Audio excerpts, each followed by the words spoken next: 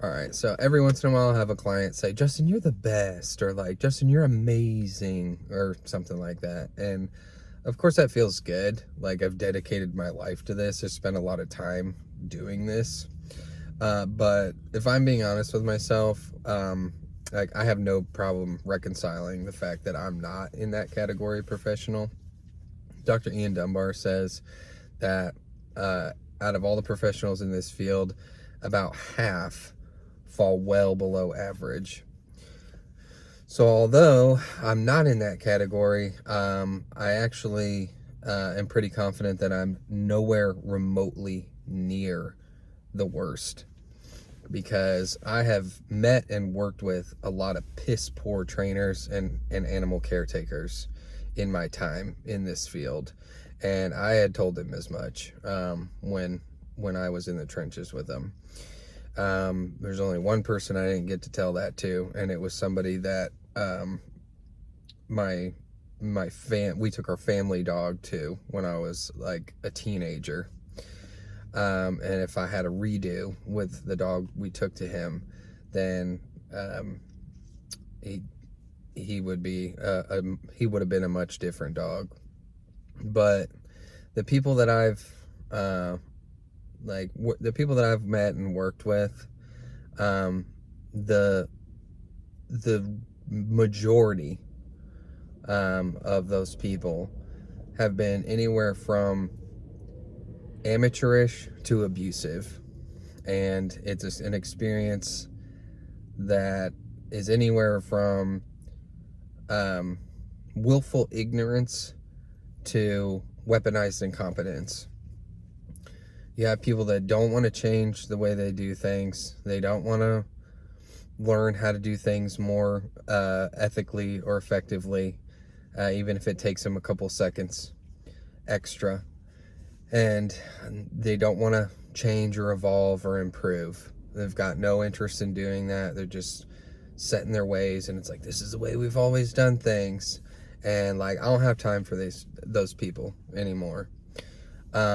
So the other thing that somebody has told me recently, or asked me recently, was a client said, Justin, how do you know so much? Like, how do you know so much about dogs? It's like, okay, well, I'll be the first to admit I don't know everything. Like, I don't know a lot. I know a lot about a little. I can't tell you the bone density like of a certain breed of dog. I can't tell you the AKC standard of like breeds, because like I don't concern myself with that stuff. I have like my wheelhouse, and that's where I stay. So, the things that I have learned, I've learned from doing the wrong thing over and over again. Like, I learned the wrong things from people in authority, like that I've already talked about, that just have no interest in science and data, and have no interest in hearing what they're doing to dogs and around dogs could be detrimental to them.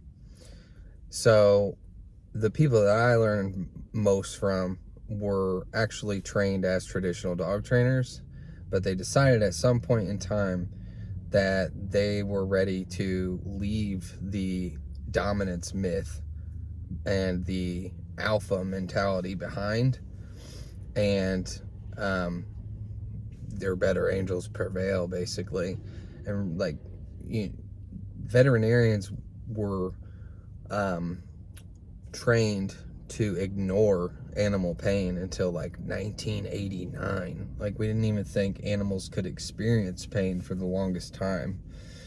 So yeah, ultimately, I'm a TCOM major.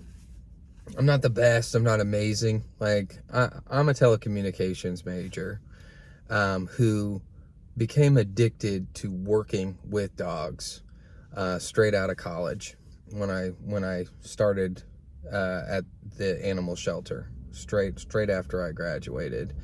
And I've since found myself incapable of doing other work because, I didn't start as a dog trainer, but I kind of stepped in the gap,